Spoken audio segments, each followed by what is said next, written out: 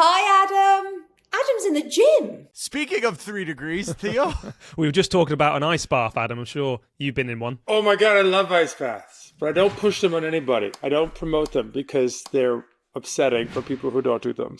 How long would you do? We just try and debate how long you should do in an ice bath. I would do 40 degrees, so 3 degrees for 3 minutes.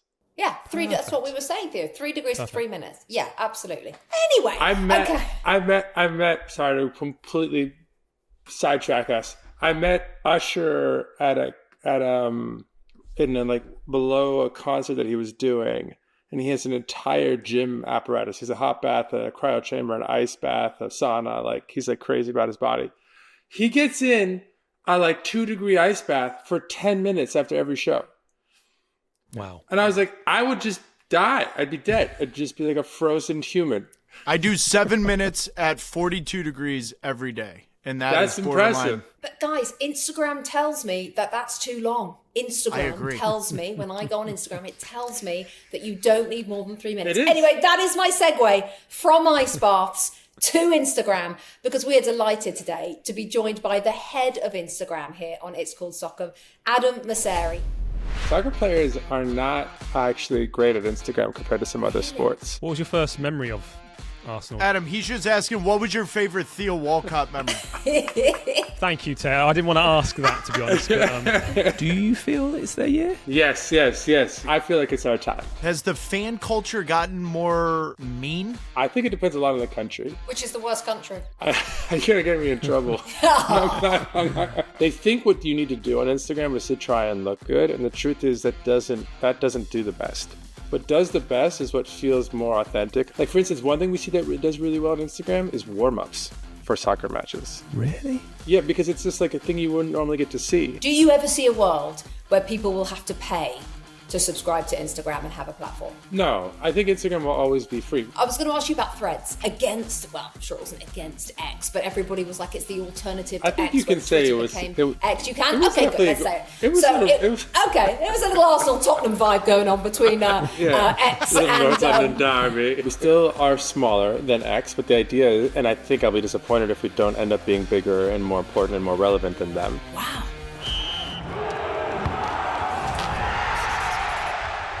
Adam, the first thing I've got to tell you is that just before you came on, Theo said, I'm not very good at Instagram. And we said, don't worry, we've got Adam Mosseri coming on. Absolute perfect timing. So my first question is, can you be good at Instagram, or is Theo just being, too self-deprecating? You can definitely be good at Instagram. I will say I'm a big fan of soccer, and soccer players are not actually great at Instagram compared to some other sports. 100% back that up. What makes you good at it? Well, I'll say this. So a lot of soccer players, what they do is they post a ton of very, curated kind of perfect content from the team photographers. Clearly they didn't write the caption, and that's great. But honestly, what people really want is your actual take, what you see, some look behind the scenes. And so there's not a lot of hot takes on Instagram from soccer players. Just some, but not a lot. What about ex-players that don't play anymore? Are they? A little more. I'm one of those. A little more. That's where you get a little bit more. But if you look at the NBA, for instance, in the States, yes, there's on Threads, on Instagram, on Twitter, there's a lot of hot takes, and that's kind of what people want to see. Okay, so that's a good first tip. All right, Adam, we have got so much to get through. Okay, but we're going to start with the fact that you are a huge football fan, and we'll move on to more specific Instagram in a second, because you're an Arsenal fan. Sorry to hear that, Adam. Yeah. But why Arsenal? Why football? How did that all happen for you? So football, because my dad is Israeli and he moved to the States in the 70s. So he didn't really understand any American sports at all. So he wasn't even really into soccer either, but a little bit into soccer. So that was my only sports upbringing from my dad. I got a lot more from my Irish Catholic uncles from Pittsburgh. So that's where I got my American football from. Arsenal, because in university, I was dating a girl who grew up in London and she was a big Chelsea fan. And she was tried to recruit me, but I was something smelled wrong. Something smelled wrong. I was 100%. You called that one perfectly, Adam. So I had to pick somebody. And so it was kind of luck of the draw, really. And then I got much more into it again when I moved to London a couple of years ago with the family. And I started to bring the boys to matches. What was your first memory of Arsenal, your first game with the boys, or what? Adam, he's just asking, what was your favorite Theo Walcott memory? Thank you, Teo. I didn't want to ask that, to be honest. But, no, Well, I want to know boys your are my first first- memory, and then we can move on to me if you want. Oh, But it it's all good. was. I think it was the Invincibles. It was that year, Yeah. I think, where I started to play. So I think that's probably why I imprinted so hard. But with the boys, it was tough because I have three, and the oldest is not an Arsenal fan, and it's because he imprinted his friends. We were living in London. His friend brought him to a Manchester City Burnley FA Cup quarterfinal. He's a Burnley fan. Burnley That's awesome. No, I wish. It's a disaster. Holland scored a hat trick. They won 6-0, and he was done. He was done, and that was, I think, the year they won the triple. And he just just ruthlessly made fun of me all year. It was just horrible, just absolutely horrible. Are you anxious about Arsenal and how good they are in the present moment? Yeah, I mean, look, I think when you're at the top of the league and you've been second for as many years as we have, you don't want to get too excited. So I think we're all trying to be cautiously optimistic and proud, but not get ahead of ourselves, I think is how it feels over here. But I don't know. You should tell me, Theo. Well, I think everyone else believes in the stadium right now and the managing department. I mean, do you feel it's their year? Surely. Yeah, I just feel I'm afraid to say it. Come on, you got to say it. We need more energy. That's the great thing Mikel's doing. It's a lot of positive energy, right? Yes, I feel you can feel it from you. I feel like it's our time. I feel like it's Adam, finally our time. have you always been Mikel Arteta in? Because, of course, right at the beginning when he won the FA Cup, and then let's not forget, even though they're flying high right now, for a few years there was a lot of Arteta out. Where were you through all that? I always thought he was really interesting, and I just think it takes time. It just takes time. And think about where we were when he inherited the team, and it wasn't that long. But there's no leash for these managers. It's like you either halfway through the season, if things are going sideways, it's not really fair. So I don't know. I think he's always been a genius. I think he was I think Pep hired him for a reason, and I don't know. I'm a big Arteta fan. And how has your viewing of the Premier League changed since you were a kid and university, and once you became obviously an Arsenal fan? How has that viewing changed, that experience in the States? Well, I mean, when I was in university, it was like going to a pub at 10 in the morning and deciding if I should order an orange juice and if that was okay. Now it's much more civilized. Well, because my kids, we have, they're on the weekends, we watch them. Movie night is Saturday night, so they can watch a movie on Saturday night. But if they want to watch the game with me at 7 a.m., they're welcome to join. For them, it's extra screen time, which is a big. They're 9, 7, and 5, so for them, it's sort of a big deal. Okay, hang on. That's really interesting. It's extra screen time. Okay, so you work as the head of Instagram, which is pure screen time. So it is. Let me ask you, because as anyone who's got kids, all of us here have got kids, and I think all of us have got very similar age kids, actually, Adam, to you. The screen time situation with children, and I'm sure people watching and listening to this will agree, is almost impossible to handle. It's like it's like what maybe candy used to be when we were younger, and our parents were like, you can have one piece of candy every week or one piece of candy a day, and then before you know it, you're getting more because your parents are just exhausted. They're just have the candy. Yeah. So that's how screen time feels. It's this constant battle. How do you, as the head of Instagram, deal with screen time with your kids, both television, video games, but also the oldest one maybe with some interest in social media? Yeah, he's only 9, so he doesn't have any access or actually even interest. Honestly, the 7-year-old or 8-year-old, he just turned 8. He just started asking questions, so I have to now answer those. For me, the key thing is each kid is different, but for parents, the job is really about understanding their individual needs and then setting boundaries. So for us, they're mostly into video games. And they earn their time. So they have 3 half-an-hour sections a week where they do homework. And then if they do all 3 of those, they earn their 90 minutes on the weekends. And we never take it away. So you start with none and you earn it, but I don't take it away. Because when I used to take it away, they would really get super dysregulated and behave even worse. So I was like, all right, I'll never take it away, but you're starting with none and you have to earn it. And they use it mostly for Pokemon on the Nintendo Switch and Minecraft and that kind of thing. And then Saturday is movie night, like I said. And then when really all barriers go out the window is on planes. On planes, it's just whatever gets us to the other side. You're just trying to survive, Adam, at that point. By the way, It's do the kids play Mario Kart? Because if they do, I'll kick their ass. Yeah. Nobody better than me in Mario Kart. No, Nintendo do you know, I Switch, used to be Mario called Lewis Hamilton at that. We used to be on the Arsenal coach. Well, you had to do the little skip Yeah. move on the turn. Yeah, Round yeah, the corner No, and slide round. I knew all those skills. I still my 8-year-old is the one who's in the Mario Kart, and I still kick It's his the ass. best game ever. It's the best. So as the head of Instagram, if your oldest, who's 9, who isn't yet showing interest, but if in a year's time they said to you, my friends have got Instagram, I would like Instagram, Dad, how do you navigate that? Yeah, so 13 is the age before they're even allowed. At 13, I think I would sit down with him and do the same thing I've been doing with him with video games, which is try to talk about the pros and the cons and the risks. Like one of the things I try to explain to him is like on the internet, somebody might not be who they say they are, and you need to understand that. And then again, set boundaries. And we actually have really strong parental controls now. So you can say what days of the week your kid can use it, how long they can use it for. At this point, actually, we just organized all of our content policies for teens to be inspired by the PG-13 movie rating here in the US. So basically what you would experience on Instagram or the content you would see on Instagram is content that you might see in a PG-13 movie. So I'd walk him through all of that. But again, it's just about boundaries. Particularly my 9-year-old, he just goes to 100. It doesn't matter if it was like learning all the sea creatures at age 3 or Minecraft at age 7 or Pokemon cards at age 8.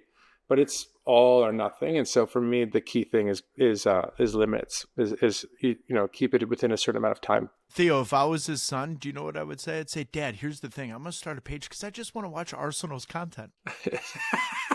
I was going to actually ask you about the Arsenal content, because they seem to be a powerhouse in the media world in regards to with influencers, creators, and obviously the future of social media with AI now rising as well as a company, and having that technology so easily equipped now. How is it to keep relevant and to be focusing, making sure you're engaging with the right people and making sure it's actually all legit, really? Yeah, I mean, that's another big thing too. So Arsenal generally, I think clearly is very invested in social media, but it's still very much coming from the club. Like you can kind of tell when it's the club who manages the players' accounts. What I'd love to see is a little bit more from the players directly. But I'm glad that the club is leaning in. I think it's good for the sport. It's a marketing channel for the sport. But in terms of a world where AI makes it so that we can all create content that looks really real, really easily, I think the thing that's really important that everyone understands is that when you are looking at a piece of content, you need to not only consider what it is or what it says, but also who said it. And that's, I think, becomes more important in a world where we can all make videos that look hyper real and very, very easily and very cheaply. I'm just curious, Adam, at what point did Instagram realize football globally is the one that is going to make everything?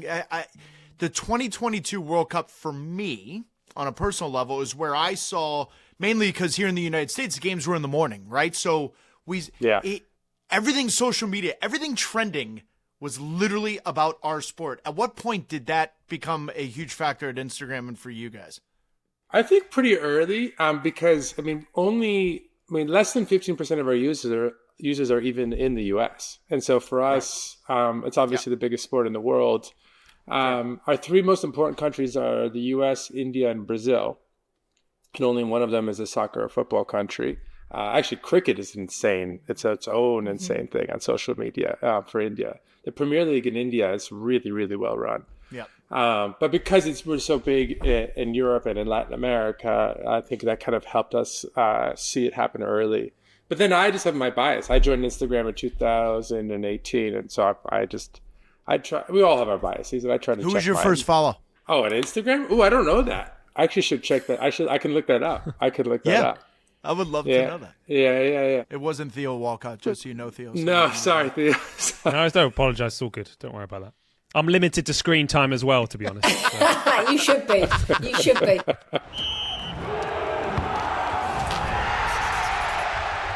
Adam, do you think that the way that the football has grown in this country, in the United States, has obviously been helped by just having it on television more in the last 10 years? But I often think that fans, kids especially, but teenagers, young people in America who have Instagram now have a direct line through something like Instagram to players in England that they felt so far away from before. And whilst there's always so much criticism of all sorts of social media, Adam, is one really good thing about social media is that connectivity. Yeah, I mean, I think the idea that you can directly reach your audience, or if you're interested in something, you can hear directly from the people you admire about what they think and what they're doing and what it's like to be them, is one of the beautiful things about social media. And I hope it helps soccer grow here in the U.S. I hope the World Cup helps a lot. Obviously, the MLS. I mean, I think what Beckham is doing in Miami is also really, really helping. But it's taking time. It's taking time. It's happening a little slower than I would like. I'd like the MLS product to be more and more competitive compared to the big leagues. Do you think the calendar change is going to help that they're going to start in 2027 when they they match up with the rest of the world? I think it should. I mean, the flip side of that is it's also now you're competing at the same time. But I do think it should. I think a big thing is the streaming rights. So Apple bought the rights, but you have to buy into it. And I just think there's a big moment for a sport when you go from being subscription-based to being advertising-based to if you want to really, really grow the audience. And from a business perspective, you can argue about advertising businesses or subscription businesses. But from I love the sport perspective, you want everybody watching the sport, right? So you don't want it to be pay-gated. And so it'll be interesting to see, because I think now with the new Apple deal with F1, they're packaging it all, and I don't think you have to Adam, pay I got additional. news for you. Major League Soccer is no longer behind the pay grade. That's what I'm saying with the new Apple deal. So I think that'll be really good because I think, honestly, I don't think it helped us, the Apple deal, very much, even though Apple has a massive amount of reach, but the pay gating was huge. And so I'm really hoping that helps. The UFC is now going, I think, from pay-gated or pay-per-view to... They're going from pay-per-view just to streaming service with Paramount. Just streaming service, exactly, with Paramount, which hopefully will help them too. So we'll see. But you want that maximum audience because you need people to be interested in the sport early because that's when they build their first touch. That's when they build their passion. That's when they build their sort of long-term goals. You need the youth programs to be really good. And for kids to want to do that, they need to have access to the sport. So Adam, you're talking about a lot of eyes on, the world and the world of sport and soccer, football being one. How are you preparing with the World Cup globally to get as much engagement? How are you going to prepare for that? So, I mean, different things. We try to spend as much time as we can with the players and give them good advice about how to use Instagram, both to do whatever they want to do, but also to stay safe. We had that really, really rough moment where we had 3 black players on England miss those penalties.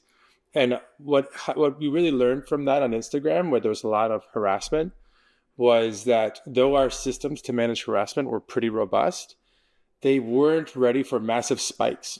And so we needed to design the system not only to be able to handle the average day really well, but to handle these outsized moments really well. So we've learned a lot since then. So for us, we try to prepare on both sides. How do we maximize the good and talk to the players, talk to the clubs, talk to the pundits, talk to everybody about how to use Instagram, how to use threads, how to get the word out. And then on the behind the scenes, we prepare players with all the tools we have to protect them. And then we also build systems to try to kick in if things get nasty at any given moment. Adam, I'm curious, has the fan culture gotten more mean, for lack of a better way to put it? It feels like it has. It depends I think it depends a lot on the country and to a certain degree on the sport and on the team. But it depends a lot on the country. Which is the worst country? Yeah. You're going to get me in trouble. I will say this, on the positive side, the thing that really impressed me in terms of positivity, but also in terms of fandom, is here in the States, the WNBA is bananas. The Valkyries are here in SF, obviously Indiana with Caitlin Clark, and then Brooklyn. You go in there, and it is bananas. I went to the opening night home game for the Valkyries, and some guy from East Bay sitting next to me who, this team didn't exist 2 months before, is losing his mind, just pumped up, screaming in a happy way. Yeah, so I don't know. There's something happening there, which I think is pretty cool to see.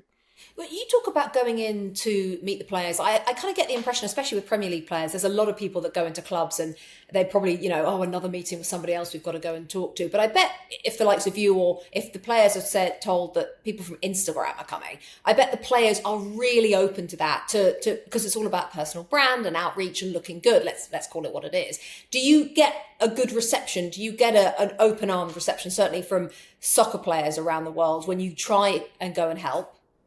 Yeah, we do. I do. I think a couple of things. We do have partnerships, teams who go reach out, and Instagram, there's a lot of love for the brand, so I think that helps. And then when I try to go out there myself, that also helps. And I think it also helps that I'm a fan, and sometimes, particularly if I'm talking to people in the English Premier League, they know I'm a fan, and so that also helps as well. But yeah, it's true. Look, they're busy. They're focused. They're focused on winning. They're focused on keeping their bodies healthy. They're focused on the next match. So, you don't want to distract them too much, but you also want to be there to support them, because a lot of them do want to build a brand to look good, yes, but also because their careers are only so long. And then what is it that you're going to do after you're done playing? And then if you can build up that brand, that can open up some more options post your playing life. So there's a lot of interest, I think, for that reason as well. Is that the frustrating thing as a key element, where the players are too protective because they're always careful what to write, like you were saying before, with other people controlling what they say, but ultimately the player makes that decision? That must be frustrating for you, being able to lock into their minds, right?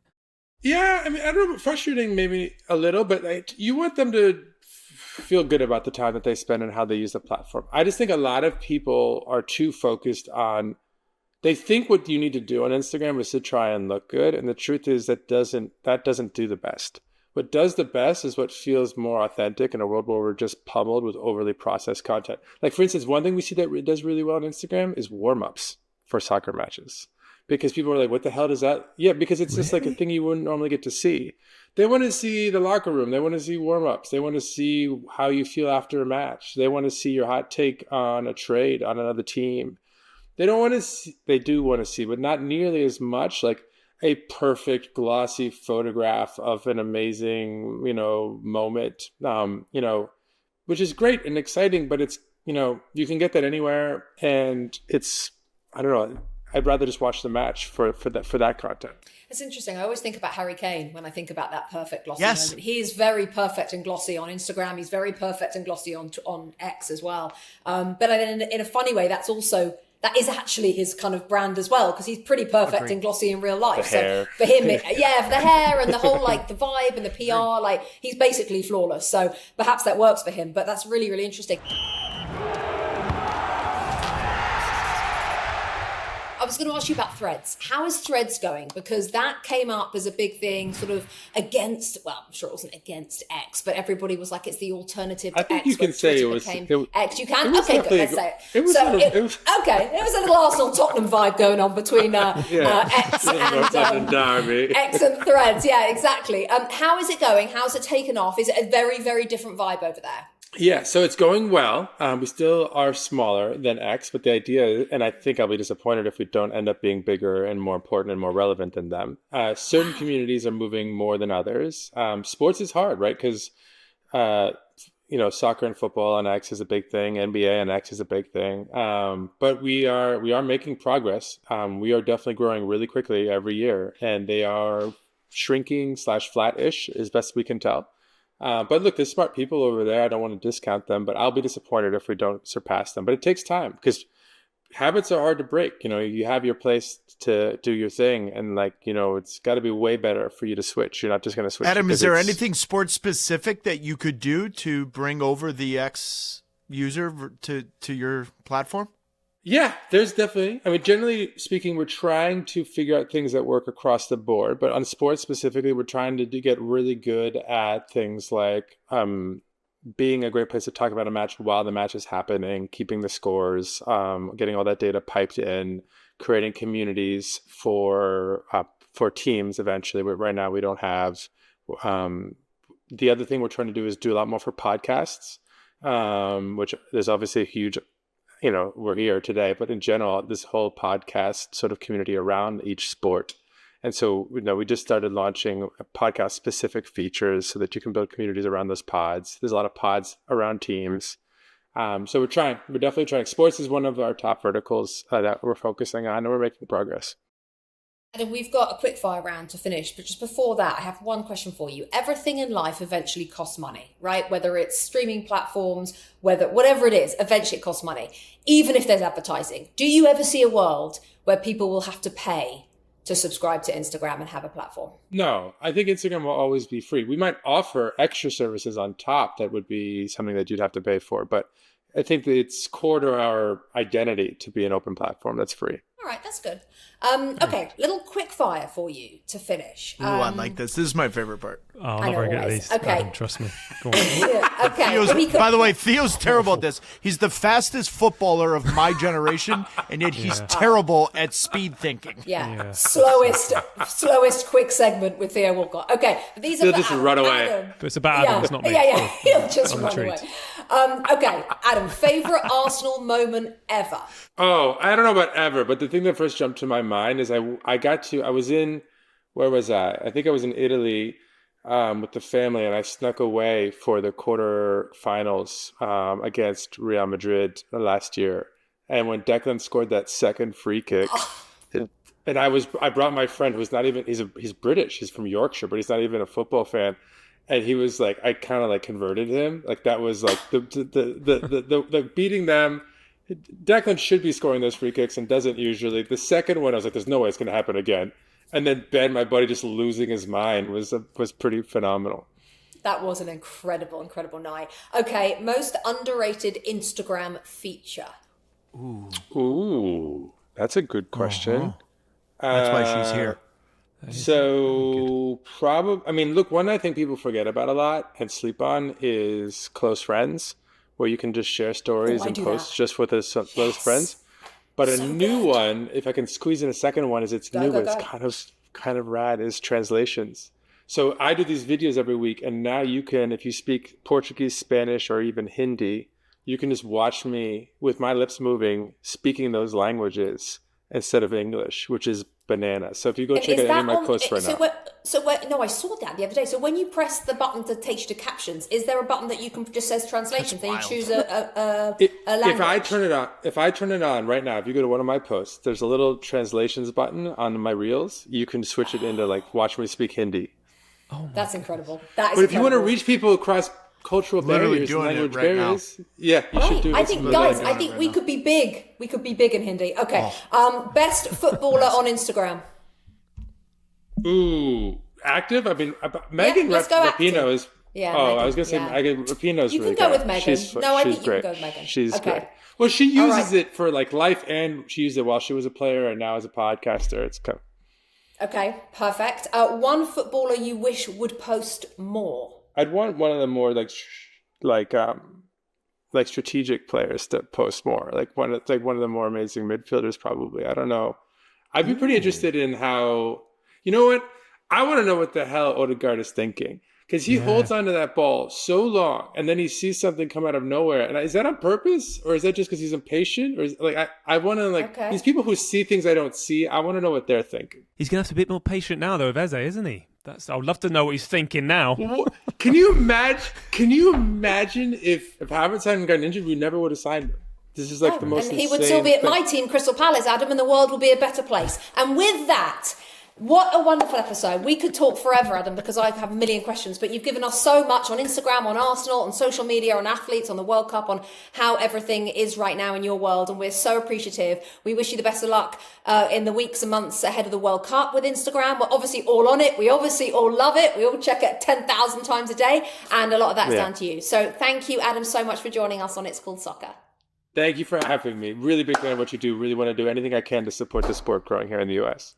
Appreciate you. And by the way, I'm Yoshi on Mario Kart. I'm going to kick your ass. Nice. That's fine. Let's do it.